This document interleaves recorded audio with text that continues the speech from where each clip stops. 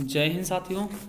स्वागत है आपका हमारे YouTube चैनल ज्ञान आरबीएल में। दोस्तों आज हम लेकर के फिर से आ चुके हैं कुछ हिंदी साहित्य के जो प्रमुख कवि हैं दोस्तों, उनके बारे में, उनकी रचनाएं, उनको क्या बोलते हैं, उनसे संबंधित कुछ फैक्ट जो कि आपके एग्जाम में पूछे जा रहे हैं। क्योंकि आपको पता है कि साहित्य से ज़्यादा क्वेश्चन बन रहे हैं हिंदी में, और हिंदी को टफ किया जा रहा है जिससे कि बच्चे बाहर हो सकें। ठीक है दोस्तों, तो इसीलिए हम लेकर के आ चुके हैं। ठीक है, इसके पहले हमने 4 तक करवा दिए थे दोस्तों, अब देखेंगे हम 4 और मोस्ट इंपॉर्टेंट कवियों के बारे में, उनसे संबंधित कुछ चीज़ें। ठीक है, तो दोस्तों अगर पहली बार आप आए चैनल पर, चैनल को सब्सक्राइब कर लीजिएगा, बेल आइकन अवश्य प्रेस करिएगा। और एक चीज मैं बताना चाहता हूं कि हमने एक ही वीडियो में दोस्तों आप ही लोगों के लिए संविधान एक ही वीडियो में पूरा समाप्त कर दिया है। लगभग 2 घंटे के आप फास्ट रिवीजन के लिए उसे देख सकते हैं। ठीक है, मूल विधि भी अभी हमने कल ही आईपीसी करवाई है दोस्तों, वो भी देख सकते हैं। उसका लिंक हम नीचे दे देंगे, और जनहित आज का जरूर देखिएगा क्योंकि वहां से जरूर फंस रहा क्वेश्चन। ठीक है, तो चलिए देखते हैं विद्यापति जी के बारे में। क्या विद्यापति जी के बारे में देखिए, इनके बारे में कौन नहीं जानता दोस्तों, बहुत ही इंपॉर्टेंट है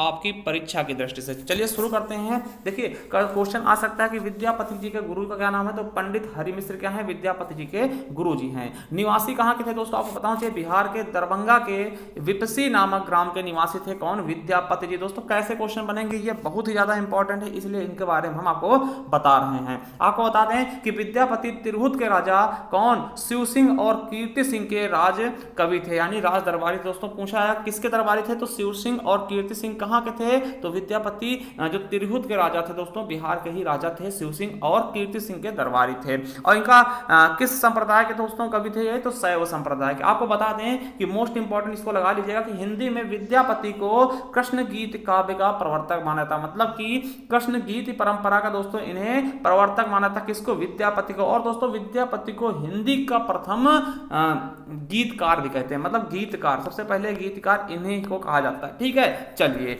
अब दोस्तों कोई इनको श्रृंगारी कवि कहता है, कोई भक्त कवि कहता है, कोई रहस्य कवि कहता है। ये पढ़ने का हमारे पास समय नहीं है क्योंकि पेपर आपके नजदीक है, तो जो इंपॉर्टेंट है वो हम देखते हैं। ठीक है, क्वेश्चन आएगा जाति कवि किसको कहते हैं, तो विद्यापति को। किसने कहा, बच्चन सिंह ने विद्यापति जी को दोस्तों जाति कवि कहा। ठीक है, और दोस्तों महाउपाध्याय हर प्रसाद शास्त्री जी ने विद्यापति को क्या बोला है, पंचदेवोपासक। दोस्तों ये भी याद रख लेंगे। ठीक है, और सूर्यकांत त्रिपाठी निराला ने जो इनकी पदावली है दोस्तों, इंपॉर्टेंट रखिएगा कि पदावली इन्हीं की रचना है, और इस पदावली में जो श्रृंगारिक पदों को की मादकता है दोस्तों, उसको नागिन की लहर कहा है। किसने कहा है, सूर्यकांत त्रिपाठी निराला ने। किसको बोला है, जो पदावली में श्रृंगारिक पद है दोस्तों। ठीक है, और हजारी प्रसाद द्विवेदी दोस्तों विद्यापति को सिद्ध वाक कवि कहते हैं। क्या बोलते हैं, श्रृंगार रस के सिद्ध वाक कवि हैं। और आपको बता दें कि इन्होंने मैथिली भाषा में सर्वोपरि योगदान दिया, इसके कारण इनको मैथिल कोकिल कहते हैं। दोस्तों ये नाम याद रखिएगा, मैथिल कोकिल किसको कहते हैं, तो किसको बोलते हैं दोस्तों, विद्यापति जी को मैथिल कोकिल भी कहा जाता है। क्या बोलते हैं, मैथिल कोकिल कहते हैं। और आपको बता दें कि विद्यापति जो प्रशंसक दोस्तों, उनको और भी कई नामों से अभिहित करते हैं, बुलाते थे, जैसे कि अभिनव जयदेव। ये भी नाम पूछा था, अभिनव जयदेव किसका नाम है, तो विद्यापति जी का। ठीक है, कवि शेखर किसको कहते हैं, विद्यापति को। कव कंठहार किसको कहते हैं, विद्यापति को। कव नव शेखर किसको कहते हैं, खेलन कवि, है ना, दशावधान, पंचानन और मैथिल कोकिल। दोस्तों जिनमें से आप ये दो तो याद ही रखेंगे, क्या क्या बोलते हैं, मैथिल कोकिल और अभिनव जयदेव। दोस्तों देखिए इनकी रचनाएं यूपीएससी में पूछी गई हैं, तो आपको बता दें इन्होंने संस्कृत, अवहट और मैथिली, ठीक है, इसीलिए इनको मैथिल कोकिल भी कहते हैं, क्योंकि बहुत अच्छी रचना इन्होंने मैथिली भाषा में लिखी है। अब इनके बात करते हैं दोस्तों पदावली की, मोस्ट इंपॉर्टेंट पदावली। दोस्तों देखिए इसमें कृष्ण व राधा विषयक श्रृंगार को पद बनाया है दोस्तों इन्होंने, और इसीलिए दोस्तों इनको क्या बोलते हैं हिंदी में, राधा कृष्ण विषयक श्रृंगार काव्य के जन्मदाता। मतलब कि राधा कृष्ण विषयक श्रृंगारी काव्य के जन्मदाता कौन है, तो मैथिल कोकिल जी हैं। ठीक है, विद्यापति जी हैं। ठीक, और ये भाषा ये दोस्तों इन्होंने किस में लिखी है, मैथिली में लिखी, इसीलिए दोस्तों पदावली मैथिली में लिखी। क्वेश्चन आएगा कि पदावली किस भाषा में लिखी गई, तो मैथिली में, इसीलिए इनको मैथिल कोकिल के नाम से भी जानते हैं। ठीक है, मैथिली भाषा का कोयल कहते हैं। ठीक है, चलिए अब देखिए संस्कृत में इन्होंने कौन सी रचना की, देखिए मैथिली इनकी मोस्ट इंपॉर्टेंट रचना याद रखेंगे। और संस्कृत की बात कर लें तो शैव सर्वस्व सार। देखिए तेज हम इसलिए पढ़ा रहे हैं क्योंकि आपके पास समय नहीं है, आप धीमे करके देख सकते हैं अगर आपको बुरा लग रहा है। ठीक है,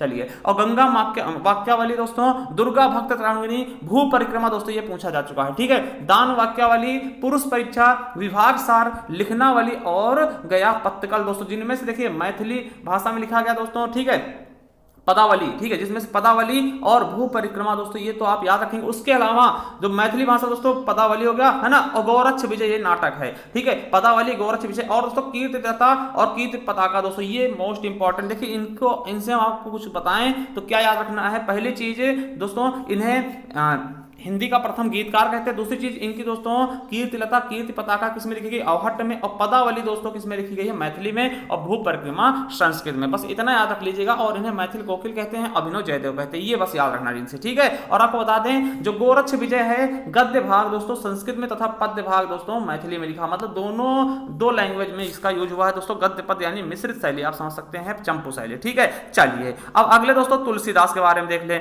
तुलसीदास के बारे में अगर हम देखना चाहें दोस्तों तो आपको बता दें जन्म पूछा नहीं जाएगा दोस्तों। माता पिता आपको पता आत्माराम दुबे हुलसी, ठीक है, पत्नी का नाम रत्नावली था, और दीन दीक्षा गुरु दोस्तों ये पूछा सकता है दीक्षा गुरु कौन थे, तो नहरानंद दोस्तों, और शिक्षा गुरु शेष सनातन थे। जन्म राजापुर में हुआ। इनके अगर मित्र की बात करें दोस्तों आपको पता है कि ये अकबर के समकालीन थे, तो अब्दुल रहमान है ना, अब्दुल रहीम खान खाना दोस्तों, महाराजा मान सिंह, नाभादास, ठीक है, नाभादास आपको पता है भक्तमाल वाले, ठीक है, भक्तमाल वाले इनके सगे संबंधित थे, दोस्त थे बहुत तगड़े ना। मधुसूदन हो गए टोडरमल वित्त मंत्री जो थे ना, तो टोडरमल वित्त मंत्री। अब देखिए क्या पूछा जाएगा कि राम भक्ति शाखा के प्रतिनिधि कवि कौन थे, तो तुलसीदास थे। क्या राम भक्ति शाखा के प्रतिनिधि कवि कौन है, तो तुलसीदास जी हैं, ठीक है, क्या है, तुलसीदास जी, ठीक है। अब देखिए इनके बारे में कौन क्या कहता है वो हम देखेंगे। तो याद रखना कि आचार्य रामचंद्र शुक्ल ने, देखिए कथन पूछ सकता है क्योंकि दोस्तों आपके हिंदी साहित्य से क्वेश्चन बना रहा है। क्वेश्चन आएगा कि आचार्य रामचंद्र शुक्ल ने हिंदी काव्य की प्रौढ़ता के युग का आरंभ किसके समय से माना दोस्तों, तो तुलसीदास द्वारा माना, ठीक है। तुलसीदास के बारे में बहुत अच्छी बड़ाई की। और कल काल का वाल्मीकि किसको कहते हैं, क्वेश्चन याद रखिएगा, कल काल का वाल्मीकि किसको कहते हैं, तुलसीदास को कहते हैं। किसने कहा, नाभादास ने। और किसने, स्मिथ ने क्या बोला है, मुगल काल का सबसे महान कवि स्मिथ ने किसको कहा है, तो किसको कहा है, तुलसीदास जी को, ठीक है। ग्रियर्सन ने, यानी जॉर्ज ग्रियर्सन आप जानते होंगे, उन्होंने बुद्ध देव के बाद सबसे बड़ा लोकनायक किसको माना है, तो तुलसीदास को। उन्होंने कहा है कि अगर बुद्ध जी के बाद अगर कोई सबसे बड़ा लोकनायक है दोस्तों तो वो तुलसीदास जी ही हैं दोस्तों, ठीक है। चलिए रामविलास शर्मा ने दोस्तों इन्हें जाति कवि कहा। क्वेश्चन पूछा था जाति कवि कौन है, तो रामविलास शर्मा। और देखिए अमृतलाल नागर इनको मानस का हंस कहा। क्यों दोस्तों, ये याद रखेंगे मानस का हंस किसकी रचना है, तो अमृतलाल नागर की है। किसकी रचना है, अमृतलाल नागर की। किसकी जीवनी पर आधारित दोस्तों, तुलसीदास की जीवनी पर ही मानस का हंस लिखा है अमृतलाल नागर ने, ठीक है। इसीलिए इनको मानस का हंस भी कहा जाता है दोस्तों, ठीक है। और एक चीज और पूछ लेता है कभी कभार अमृतलाल नागर से कि खंजन नयन किसकी रचना है, खंजन नयन, है ना, खंजन नयन दोस्तों, तो सूरदास के ऊपर जीवनी लिखी थी खंजन नयन, ठीक है। चलिए और देखिए इन्हें लाला भगवान दीन व बच्चन सिंह इनको रूपकों को बादशाह कहते हैं। रूपक अलंकार जानते हैं, उनका बादशाह कहते हैं। और आचार्य रामचंद्र शुक्ल तुलसीदास को अनुप्रास का बादशाह कहते हैं। और उदय भानु सिंह क्या बोलते हैं, ये उत्प्रेक्षा का मतलब बादशाह। देख ले, तीन अलंकारों के बादशाह इनको कहा जाता है। मानस का हंस कहते हैं, जाति कवि कहते हैं, है ना, और कलिकाल का वाल्मीकि भी कहते हैं। देखिए ये चीज याद रखेंगे, ठीक। और मुगल काल का सबसे महान व्यक्ति इन्हीं को कहा है। किसने कहा है दोस्तों, स्मिथ जी ने, ठीक है। तो ये चीजें आप बिल्कुल याद रखेंगे। अब देखिए हम ज्यादा चीजें फालतू चीजें नहीं देखते दोस्तों, वेरी इंपॉर्टेंट चीजें देखेंगे। इनकी 12 प्रमाणिक ग्रंथ हैं। क्या 12 इनकी क्या है, प्रमाणिक ग्रंथ है दोस्तों, वो चीज हम आपको बताने वाले। और इनमें क्या पूछा दोस्तों, कभी कभार भाषा पूछ लेगा कि किस भाषा में लिखी गई, ये याद रखेंगे, ठीक है। रचनाएं सबको याद होती है, मगर भाषा पूछता है या फिर काव्य रूप पूछता तो सब लोग क्या हो जाते हैं, वहां से खत्म हो जाते हैं, ठीक है। देखिए वैराग्य संदीपनी दोस्तों मुक्तक काव्य है, ठीक है। और दोस्तों ब्रज भाषा में लिखा गया, ठीक। दोहा सोठा है। और दोस्तों रामाज्ञा प्रश्न, ठीक है, रामाज्ञा प्रश्न, राम से प्रश्न कर रहे हैं कौन, दोस्तों तुलसीदास जी ना। तो मुक्तक में लिखा गया, मुक्तक काव्य है दोस्तों अवधी भाषा में। अवधी, देखिए अवधी में लिखा गया। रामलला नेछु अवधी में लिखा गया दोस्तों, ठीक है। और दोस्तों जानकी मंगल किसमें लिखा गया, अवधी में लिखा गया। रामचरितमानस दोस्तों ये मोस्ट इंपॉर्टेंट, रामचरितमानस किसमें, अवधी भाषा में ही लिखा गया। किसमें, अवधी में लिखा गया। पार्वती मंगल भी अवधी में दोस्तों। अब बात आती है जो आपको कंफ्यूज करता है, क्योंकि आपको पता है कि तुलसीदास दोस्तों अवधी भाषा के बहुत अच्छे कवि थे, तो अवधी में लिखा होगा। मगर दोस्तों इन्होंने ब्रज भाषा का बहुत अच्छा प्रयोग किया। तो कहां कहां किया, देखिए कृष्ण गीतावली, गीतावली, विनय पत्रिका, दोहावली दोस्तों, ये चीज याद रखेंगे। ये सभी के सभी दोस्तों क्या हैं, ब्रज भाषा में। देखिए वली, देखिए वली लगा है, वली लगा है, वली लगा। और विनय पत्रिका, देखिए विनय पत्रिका बहुत पूछा था कि विनय पत्रिका किस में लिखा गया दोस्तों, ब्रज भाषा में। वली वाले देखिए, वली वाले दोस्तों और विनय पत्रिका दोस्तों याद रख लेंगे, ये ब्रज भाषा में लिखे गए हैं, ठीक है। देखिए कविता वाली, देखिए कविता वाली, फिर से दोस्तों कविता वाली जिसमें वली लग जाए, और विनय पत्रिका दोनों याद रखेंगे। जिसमें भी वली लगा है इनकी रचनाओं में वो क्या है दोस्तों, ब्रज भाषा में। उसके अलावा एक और याद रख लेंगे, दोहा, सॉरी विनय पत्रिका, दोस्तों, ये ब्रजभाषा। बाकी दोस्तों क्या है, अवधि भाषा, जैसे भरवे रामायण क्या है, अवधि भाषा में। टोटल हमने दिखा दिया दोस्तों 12 ग्रंथ है, 12 में से दोस्तों ब्रजभाषा में कौन से हैं, तो ब्रजभाषा में जिसमें वली लगा है, और दोस्तों पत्रिका वाला ना, विनय पत्रिका, और जिसमें वली लगा है दोस्तों वो क्या है आपकी ब्रजभाषा में, बाकी के सभी क्या है अवधि भाषा में। ठीक है, और आपको बता दें कि इनके द्वारा दोस्तों रामचरितमानस की रचना की गई। आपको बता दें कि रामचरितमानस की रचना दोस्तों संवत 1631 ईस्वी में चैत्र शुक्ल रामनवमी मंगलवार को दोस्तों इसकी रचना हुई, जिसके लिए कितना समय लगा, 2 वर्ष 7 माह 26 दिन। देखिए संविधान बनने में 2 वर्ष 11 माह 18 दिन लगा, लगभग उतना ही समय दोस्तों आसपास ये भी लगा है। और आपसे पूछा गया रामाज्ञा प्रश्न क्या है दोस्तों, एक ज्योतिष ग्रंथ है, ज्योतिष ग्रंथ है। ठीक है, चलिए देखिए आचार्य रामचंद्र शुक्ल को ने दोस्तों रामचरितमानस को क्या बोला है, लोक मंगल की साधना अवस्था कहा है, किसको, रामचरितमानस को। दोस्तों याद रखेंगे, देखिए ये पूछ लिया था कभी कभार दोस्तों, आपको बता दें वीडियो में यहां से क्वेश्चन बने थे कि रामचरितमानस के कांड कितने हैं, तो 7 कांड है। पहले बाल कांड आएगा, सबसे बड़ा कांड बाल कांड है, अयोध्या कांड, अरण्य कांड सबसे छोटा कांड, किष्किंधा कांड, उसके बाद सुंदर कांड, लंका कांड, उत्तर कांड, ये क्रम में लगाने भी मिल सकता है। ठीक है, सबसे बड़ा कांड बाल कांड, सबसे छोटा कांड किष्किंधा कांड। और आपको बता दें अयोध्या कांड को दोस्तों रामचरितमानस का हृदय स्थल कहते हैं। क्या, अयोध्या कांड को दोस्तों, जो अयोध्या कांड है ना, इसको रामचरितमानस का हृदय स्थल कहते हैं दोस्तों, याद रखेंगे, क्योंकि उनका मेन जन्मभूमि कहां है, अयोध्या ही है दोस्तों। ठीक है, अब देखिए रामचरितमानस को सबसे पहले तुलसीदास ने लिखा, सबसे पहले किसको सुना, रसखान को सुना है। ठीक है, ये भी याद रखेंगे। और रामचरितमानस का प्रथम टीका किसने लिखा है, बाबा रामचरण दास ने। चलिए ये चीज हो गया। अब देखते हैं दोस्तों अयोध्या सिंह उपाध्याय हरिऔध, और देखिए पेपर बने और इनसे क्वेश्चन ना ऐसा संभव भी नहीं है। ठीक है, आपको बता दें कि जो हरिऔध जी है दोस्तों, हरिऔध को दोस्तों गणिपत चंद्र गुप्त ने आधुनिक काल का सूरदास कहा। क्वेश्चन आएगा कि आधुनिक काल का सूरदास गणिपत चंद्र गुप्त ने किसको कहा है, तो अयोध्या सिंह हरिऔध उपाध्याय। ठीक है, याद रखेंगे उपाध्याय से जिससे दोस्तों 3 क्वेश्चन, 3 रचनाएं केवल याद कर लो, बस आपको समझ लो कि मोक्ष प्राप्त हो गई, इनसे तो क्वेश्चन कहीं जाएगा नहीं। ठीक है, बस 3 रचनाएं। कौन सी 3 रचनाएं हैं, पहला इंपॉर्टेंट दोस्तों प्रिय प्रवास। दोस्तों प्रिय प्रवास क्यों इंपॉर्टेंट है आपको बता दें, इसमें 17 सर्ग हैं, ये भी याद रख लेंगे, क्योंकि दोस्तों इसे क्या बोलते हैं, हिंदी खड़ी बोली का दोस्तों प्रथम महाकाव्य। खड़ी बोली का प्रथम महाकाव्य, क्या, खड़ी बोली का प्रथम महाकाव्य है दोस्तों। ठीक है, अब देखिए कैसे याद रखेंगे दोस्तों, अब देखिए कैसे याद करेंगे दोस्तों। देखिए अयोध्या सिंह है ना, अयोध्या लगा हुआ दोस्तों, अयोध्या। ठीक है, अयोध्या पहले और सुन लेते दोस्तों। तो देखिए पारिजात इनका मोस्ट इंपॉर्टेंट ग्रंथ है दोस्तों। ठीक है, इसमें आध्यात्मिक देखिए महाकाव्य है, ठीक, प्रबंध काव्य महाकाव्य कह सकते हैं, और वैदेही वनवास। देखिए कैसे याद रखेंगे, मोस्ट इंपॉर्टेंट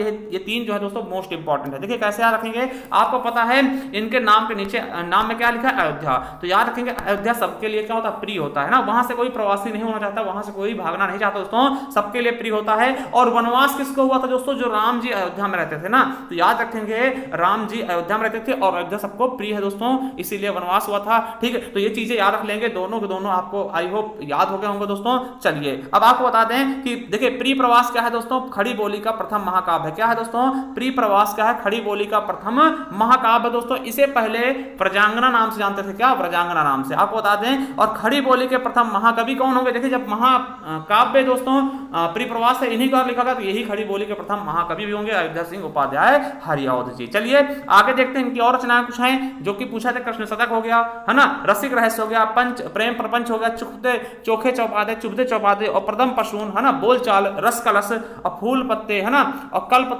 लता दोस्तों, ग्राम गीत, और हरिऔध सत्सई दोस्तों, जिसमें चोखे चौपादे और चुभते चौपादे ये याद रख लेना। ठीक है, चलिए अब दोस्तों आज का ये अंतिम कवि है दोस्तों मैथिली शरण गुप्त, इनके बारे में देख लेते हैं। ठीक है, गुप्त जी को दोस्तों राष्ट्र कवि कहते हैं, सबसे इंपॉर्टेंट चीज यही याद रखना, राष्ट्र कवि। और इनका जन्म कहां हुआ, झांसी में दोस्तों, ये क्वेश्चन आपसे पूछा भी जा चुका है। ठीक है, जन्म कहां हुआ, झांसी में। आपको बता दें दोस्तों कि रामचरण दास दोस्तों इनके पिताजी थे, और महावीर प्रसाद द्विवेदी दोस्तों, महावीर प्रसाद द्विवेदी इनके क्या थे, गुरु थे। क्या, गुरु थे। इनकी रचना की बात करेंगे दोस्तों, मोस्ट इंपॉर्टेंट काव्य ग्रंथ दोस्तों, तो रंग में भंग, जयद्रथ वध, ये इंपॉर्टेंट। देखिए जो इंपॉर्टेंट होगा उसको हम बता देंगे, उसको आप जरूर याद कर लीजिएगा। ठीक है, रंग में भंग, जयद्रथ वध है ना, किसान, विकट भट्ट दोस्तों, गुरुकुल, साकेत, मोस्ट इंपॉर्टेंट, भारत भारती दोस्तों, ये तो मोस्ट इंपॉर्टेंट दोस्तों, जिसपे गोला खींच दिया उसको याद ही कर लीजिएगा।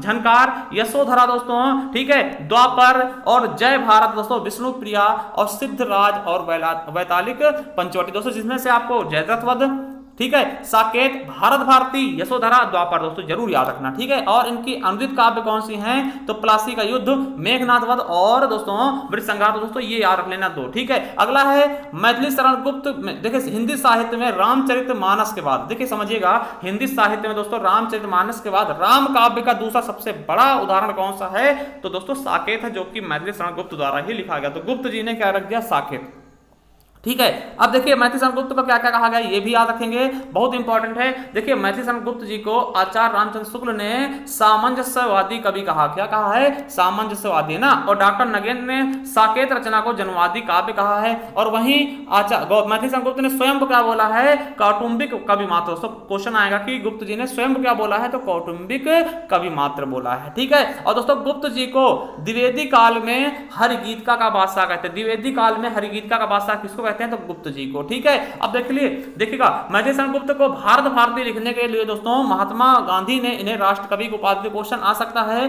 कि गुप्त जी को राष्ट्र कवि की उपाधि किसने दी, तो दोस्तों महात्मा गांधी ने। तो दोस्तों यही थे आपके मोस्ट इंपॉर्टेंट 4 कवि, ठीक है। अगर आप कहते हैं इसका हम नेक्स्ट पार्ट भी लेकर के आ जाएंगे दोस्तों, जो कि आपके लिए बहुत ज्यादा इंपॉर्टेंट होगा। उसके पहले बताते हैं कि दोस्तों ये हमारी ई बुक का हिस्सा है दोस्तों। अगर आप ई बुक परचेस करना है तो दोस्तों तो हमारे 7905419251 पे दोस्तों हमें गूगल पे, फोन पे, पेटीएम दोस्तों 50 रुपए करके दोस्तों हिंदी साहित्य की ई बुक हमसे प्राप्त कर सकते हैं। ई बुक मिलेगा पीडीएफ के रूप में दोस्तों, ये फिर दोस्तों नीचे लिंक है, वहां से जाके परचेस कर सकते हैं। और चैनल सब्सक्राइब कर लीजिएगा। और दोस्तों एक संविधान दोस्तों महामैराथन है दोस्तों, 2 घंटे में पूरा संविधान खत्म कर दिया। अगर उसे आप देख लेते तो यकीन मानिए बहुत कुछ आप संविधान में करके आएंगे। और जनहित याचिका की दोस्तों, चलिए मिलते हैं नेक्स्ट वीडियो, तब तक के लिए जय हिंद, जय भारत, वंदे मातरम।